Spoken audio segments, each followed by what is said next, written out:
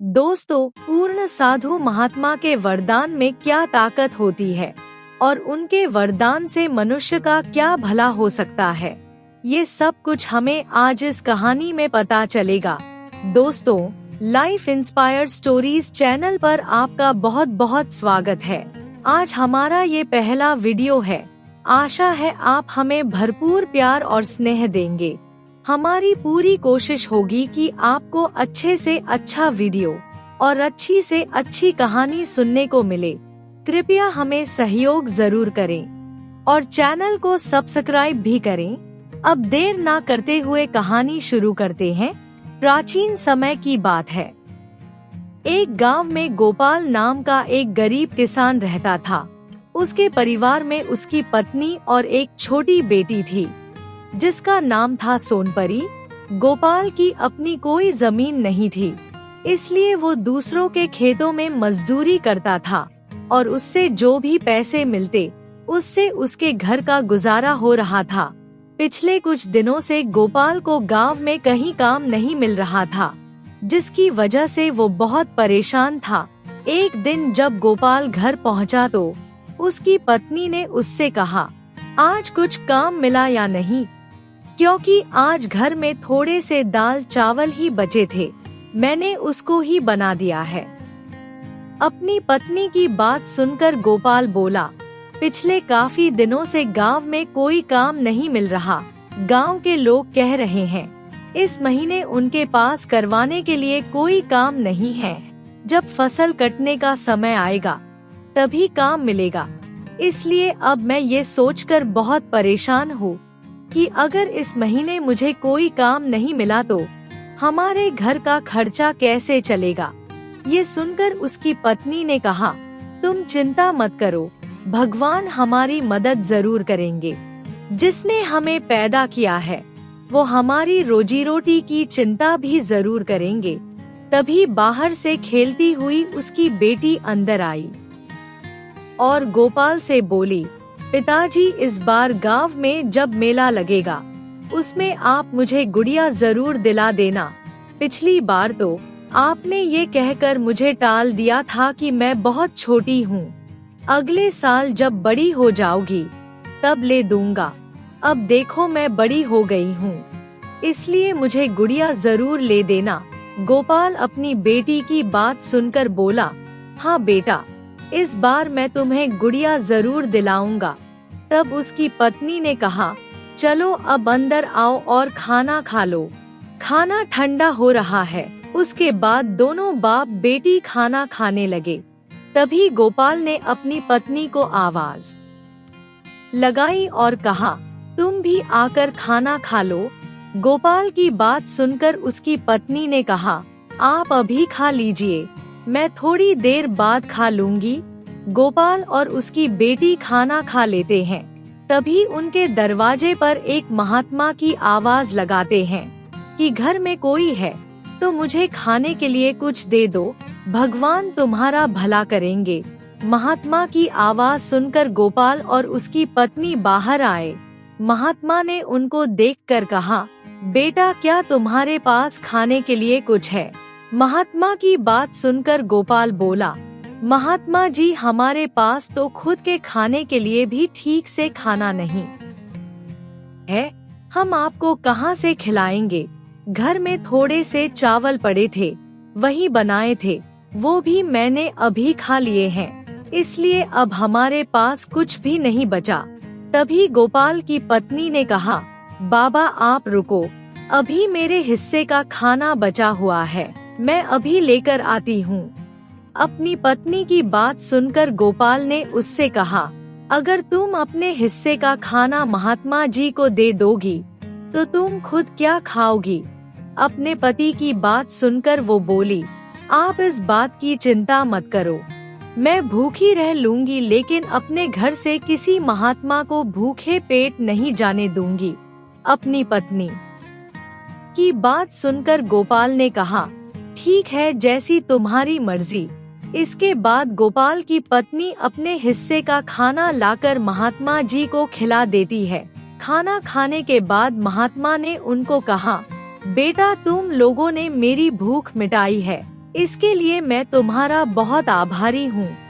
एक भूखे व्यक्ति को खाना खिलाना सबसे बड़े पुण्य का काम है और ये पुण्य तुमने आज कमा लिया है बेटा। फिर महात्मा जी बोले, बेटा मेरे पास तुम्हें देने के लिए कुछ नहीं है, लेकिन ये एक अंगूठी है, तुम इसे अपने पास रखो, ये तुम्हारी बहुत मदद करेगी। लेकिन एक बात याद रखना, रात के समय इसे बिल्कुल मत पहनना, क्योंकि रात में इसकी शक्ति बहुत बढ़ जाती है जो तुम्हारी उंगली सहन नहीं कर पाएगी। गोपाल ने महात्मा की बात सुनकर कहा, महात्मा जी हम आपकी बात का ध्यान रखेंगे, आपका बहुत बहुत धन्यवाद।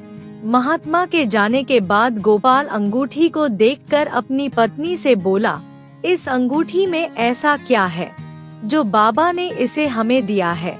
ये सुनकर उसकी पत्नी बोली, ये शायद हमारे अच्छे कर्मों का फल है और महात्मा ने इसी कारण हमें वरदान स्वरूप ये अंगूठी दी है। उसके बाद दोनों पति पत्नी घर के अंदर चले गए। अंदर जाकर गोपाल बोला, तुमने अपने हिस्से का खाना तो महात्मा जी को खिला दिया, अब तुम खुद क्या खाओगी? फिर गोपाल ठंडी सांस भरकर बोला, काश हमारे पास थोड़े से और चावल होते। जैसे ही गोपाल ने ये बात बोली, अंगूठी में एक रोशनी सी हुई और गोपाल के सामने चावलों से भरी हुई प्लेट आ गई। ये चमत्कार देखकर गोपाल हैरान रह गया और अपनी पत्नी से बोला, देखो मैंने जैसे ही चावल का नाम लिया, यहाँ चावल आ गए। इसका मतलब ये अंगूठी अनमोल है, इस अंगूठी से हम कुछ भी मांग सकते हैं। गोपाल की बात सुनकर उसकी पत्नी बहुत खुश हुई और बोली, आप इस अंगूठी से स्वादिष्ट खाना मांगे, मेरा काफी दिन से अच्छा खाना खाने का मन कर रहा था। उसकी बात सुनकर गोपाल ने कहा, हे अंगूठी, हमारे लिए स्वादिष्ट खाना ला दो। गोपाल के ये कहते ही अंगूठी में फिर से रोशनी हुई और उनके सामने स्वादिष्ट खाने से सजी हुई एक प्लेट आ गई। ये देखकर दोनों पति पत्नी बहुत खुश हुए। उसके बाद तीनों बैठकर खाना खाने लगे। आज उन्होंने बहुत दिनों बाद भरपेट भोजन किया था।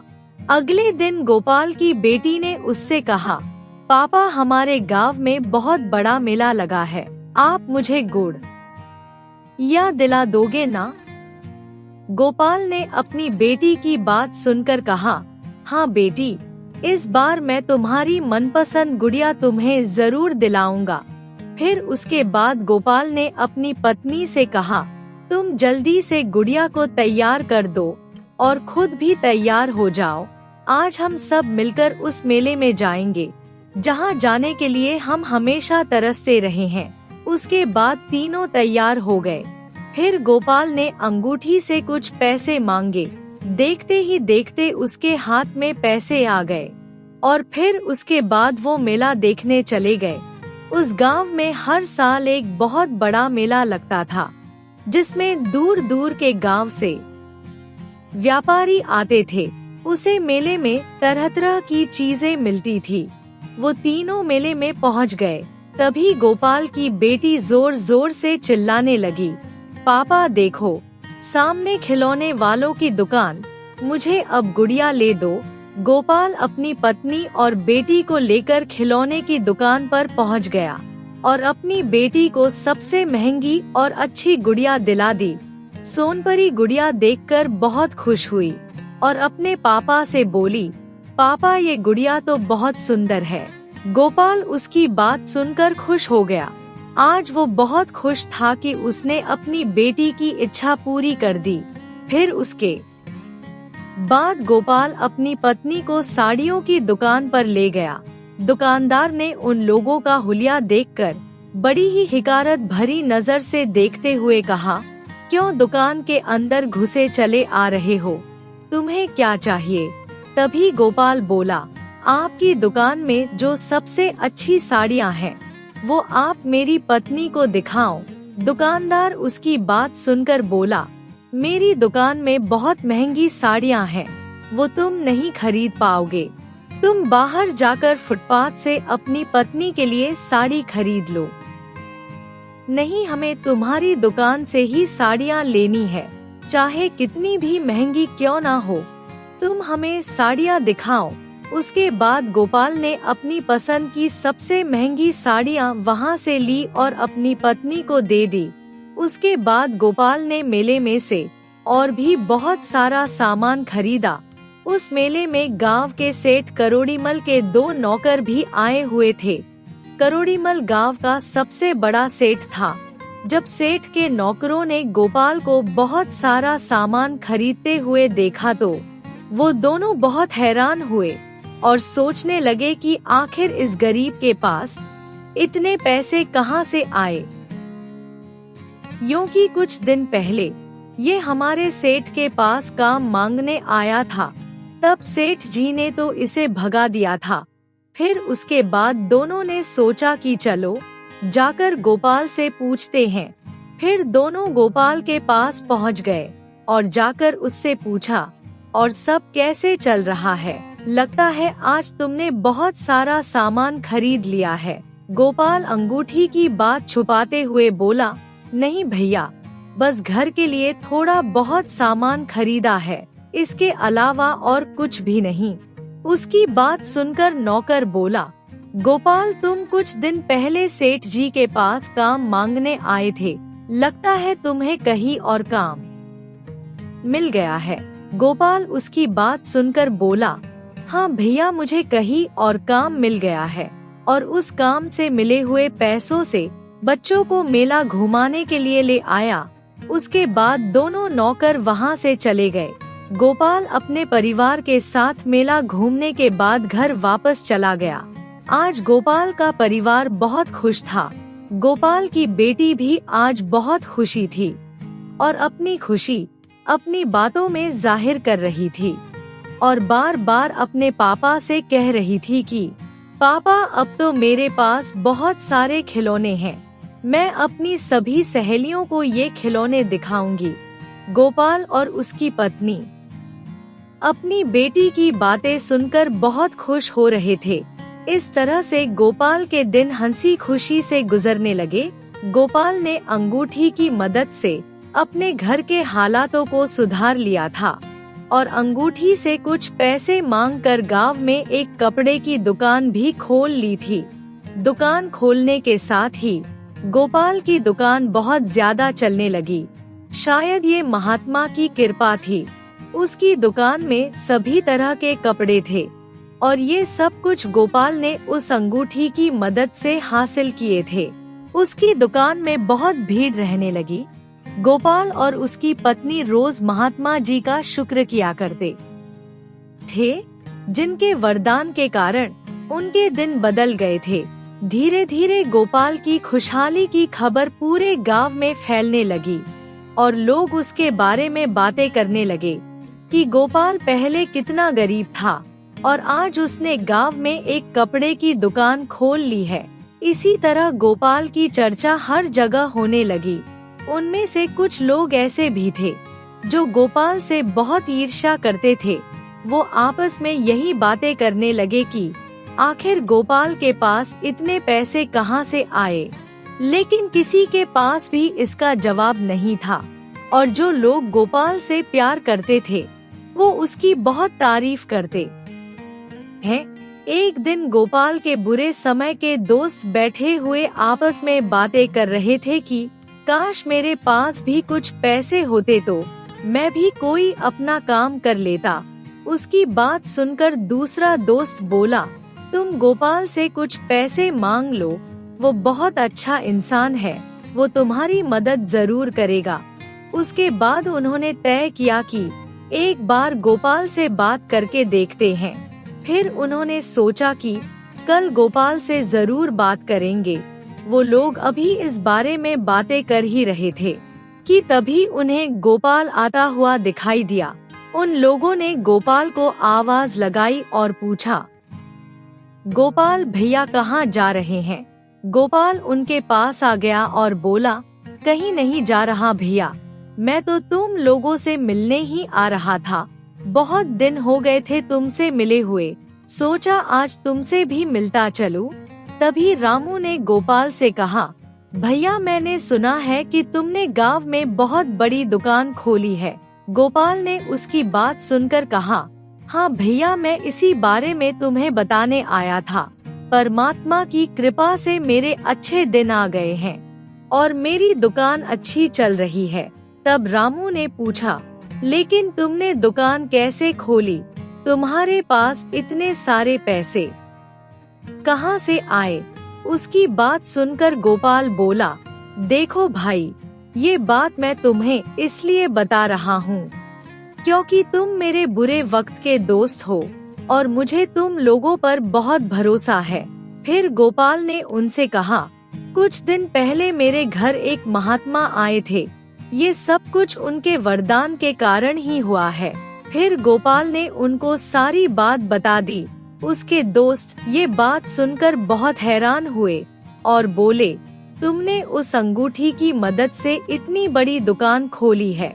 उनकी बात सुनकर गोपाल बोला, हाँ, मैंने अंगूठी की मदद से ही दुकान खोली है और मैं तुम लोगों के पास इसलिए आया हूँ कि अगर तुम लोग कोई अपना काम शुरू करना चाहते हो तो मुझसे पैसे ले सकते हो। मैं तुम्हें कारोबार शुरू करने के लिए पैसे दूंगा।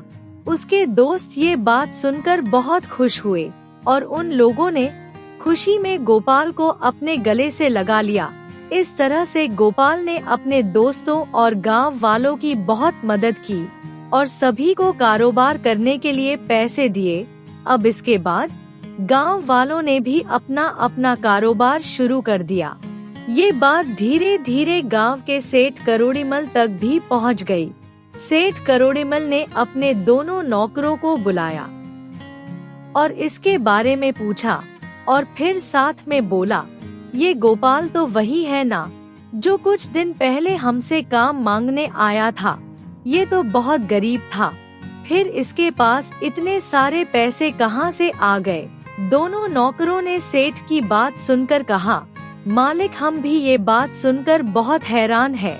थोड़े दिन पहले हमने उसे मेले में देखा था, बहुत सारा सामान खरीद रहा था और अब हमें ये भी सुनने में आ रहा है कि उसने गांव में एक बहुत बड़ी कपड़े की दुकान खोल ली है। तभी दूसरा नौकर बोला, हाँ मालिक, मैंने तो उसकी दुकान भी देखी है, उसकी दुकान बहुत बड़ी है। फिर सेठ अपने नौकरों से बोला, तुम दोनों पता करो कि इसके पास इतने सारे पैसे कहाँ से आए? आखिर इसके हाथ में ऐसा कौन सा खजाना लग गया है जो ये कुछ ही दिनों में मालामाल हो गया है? करोड़ीमल के कहने के अनुसार अब दोनों नौकर गोपाल के ऊपर नजर रखने लगे कि वो कब जाता है और कहाँ जाता है और फिर वापस घर कब पहुँचता है। ये सब पर दोनों नौकरों की नजर थी। एक दिन जब रात के समय गोपाल घर पहुंचा, तब दोनों नौकर उसके घर की खिड़की के पास खड़े हो गए।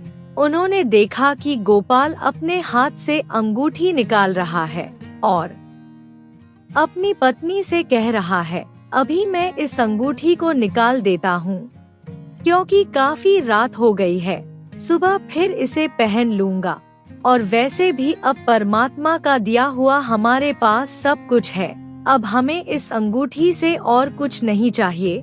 मुझे लगता है कि अब इस अंगूठी को हमें संभाल कर रख देना चाहिए क्योंकि अब मेरा कारोबार भी काफी अच्छा चल रहा है, इसलिए हमें अब इस अंगूठी की जरूरत नहीं है। मैं ये भी सोच रहा हूँ कि हमें इस अंगूठी को किसी जरूरतमंद को दे देना चाहिए जो मेरी ही तरह गरीब और ईमानदार हो, जो इस अंगूठी का सही तरह से इस्तेमाल कर सके।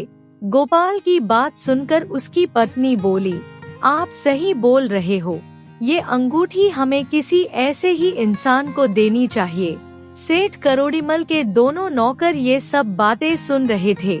उन्होंने जाकर सेठ को सारी बात बता दी और कहा, मालिक, उसके पास एक अंगूठी है, उसी के बारे में वो लोग बातें कर रहे थे। सेठ नौकर की बात सुनकर हैरान रह गया और बोला, उस अंगूठी में ऐसी क्या बात है क्या वो कोई जादुई अंगूठी है? क्या उस अंगूठी की बदौलत गोपाल अमीर हो गया है? सेठ हड़बड़ाहट में ऐसे कई सवाल नौकरों से करने लगा। फिर सेठ ने नौकरों से कहा, जाओ इसके बारे में पता करके आओ। उसके बाद वो दोनों आदमी चुपचाप गोपाल के घर आए और गोपाल और उसकी पत्नी की बातें सुनने लगे। गोपाल की पत्नी कह रही थी कि आप इस अंगूठी से कहकर मुझे एक कीमती हार दिलवा दीजिए। अपनी पत्नी की बात सुनकर गोपाल ने कहा, तुम्हारे पास इतने सोने के हार तो हैं पहले से, अब तुम्हें इसकी क्या जरूरत है? लेकिन गोपाल की पत्नी नहीं मानी। जब उसने बहुत जिद की तो गोपाल ने अंगूठी से कीमती हार मांगा। उसी समय वहाँ पर एक कीमती हार आ गया।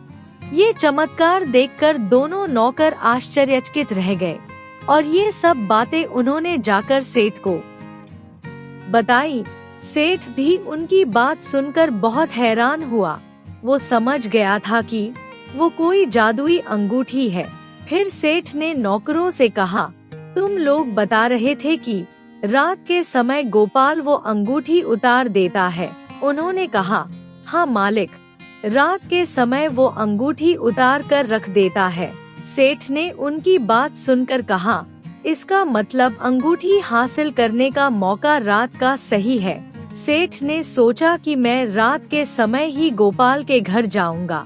ये सोचकर सेठ रात के समय गोपाल के घर पहुंच गया। सेठ ने खिड़की में झांक कर देखा तो उसे टेबल पर पड़ी हुई अंगूठी नजर आई, जिसमें से रोशनी निकल रही थी। सेठ ये देखकर बहुत खुश हुआ और सोचने लगा कि अब इस अंगूठी को मैं ले जाऊंगा और उसके बाद गांव का सबसे अमीर आदमी बन जाऊंगा। सेठ उस अंगूठी को लेकर घर आ गया और फिर उसने उस अंगूठी को पहना और उस अंगूठी से बहुत सारे सोने के सिक्के मांगे और बोला, इतने सोने के सिक्के की मैं रातों रात अमीर बन जाऊं। जैसे ही सेठ ने ये कहा, उसकी उंगली पर लाल निशान पड़ गए और उसे काफी जलन महसूस होने लगी। सेठ दर्द से चिल्लाते हुए अस्पताल की तरफ भागा। सेठ अस्पताल पहुंचकर अपना हाथ डॉक्टर को दिखाता है। डॉक्टर ने उसके हाथ को देखकर पूछा कि ये सब कैसे हुआ? तुम्हारे हाथ में तो बहुत ज्यादा चोट लगी है। डॉक्टर सेठ के हाथ के ऊपर पट्टी कर देता है और उससे कहता है, देखो मैंने तुम्हारे हाथ पर पट्टी तो कर दी है, पर तुम्हारे हाथों के जख्म बहुत गहरे हैं। इन्हें ठीक होने में काफी समय लग जाएगा। ये बात सुनकर सेठ बहुत दुखी हुआ और सोचने लगा कि ये सब कुछ उस अंगूठी की वजह से हुआ है। ना मैं उस अंगूठी की चोरी करता और ना ही मेरे हाथ का ये हाल होता। सेठ अपने लालच के कारण पछता रहा था। सेठ में फिर कुछ देर सोचा और गोपाल को अंगूठी वापस करने के लिए उसके घर पहुंच गया और गोपाल से कहा, गोपाल, इस अंगूठी के कारण मेरे अंदर लालच आ गया था, पर इस अंगूठी के कारण मुझे अच्छा सबक मिला। इसलिए अब ये अपनी अंगूठी तुम अपने पास रखो, मुझे इसकी जरूरत नहीं है। अब अंगूठी गोपाल के पास वापस आ चुकी थी। उसके बाद गोपाल ने अपनी पत्नी से कहा, अब समय आ गया है कि इस अंगूठी को किसी ऐसे व्यक्ति को दिया जाए जिसको इसकी बहुत जरूरत हो। हमें जल्दी ही ऐसे व्यक्ति को ढूंढना होगा। गोपाल की बात सुनकर उसकी पत्नी ने कहा, आप सही कह रहे हैं। अब इस अंगूठी को किसी गरीब को देने का सही समय आ गया है। अभी दोनों ये बातें कर ही रहे थे कि तभी उनके घर एक गरीब बूढ़ा व्यक्ति आया और खाने के लिए कुछ मांगने लगा। गोपाल ने अपनी पत्नी को उस बूढ़े आदमी के लिए खाना लाने के लिए कहा। उसके बाद वो बूढ़ा व्यक्ति खाना खाने लगा। खाना खिलाने के बाद गोपाल ने वो अंगूठी उस बूढ़े आदमी को दे दी और फिर उस जादुई अंगूठी की सारी शक्तियों के बारे में भी उसे बता दिया। बूढ़ा आदमी ये सुनकर बहुत खुश हो जाता है और अंगूठी लेकर वहाँ से चला जाता है। थोड़ी दूर जाने के बाद वो बूढ़ा आदमी अपने असली रूप में आ जाता है। असल में वो बूढ़ा आदमी और कोई नहीं बल्कि वही महात्मा थे जिन्होंने गोपाल को वो अंगूठी दी थी और अब वो अंगूठी वापस लेने आए थे। गोपाल का जीवन अब पूरी तरह से बदल गया था। गोपाल ने उस अंगूठी की मदद से अपने ही जीवन को नहीं सुधारा बल्कि गांव के लोगों के जीवन को भी बेहतर बना दिया था। दोस्तों, संत महात्मा इसी तरह से लोगों की मदद करने के लिए आते हैं, लेकिन वो उन लोगों की ही मदद करते हैं जिनके दिल और नीयत साफ होती है और दिल में लोगों की सेवा करने का जज्बा होता है। दोस्तों, अगर आपको ये कहानी अच्छी लगी हो तो कृपया वीडियो को लाइक और चैनल को सब्सक्राइब जरूर करें। आपके प्यार और स्नेह के लिए बहुत बहुत धन्यवाद।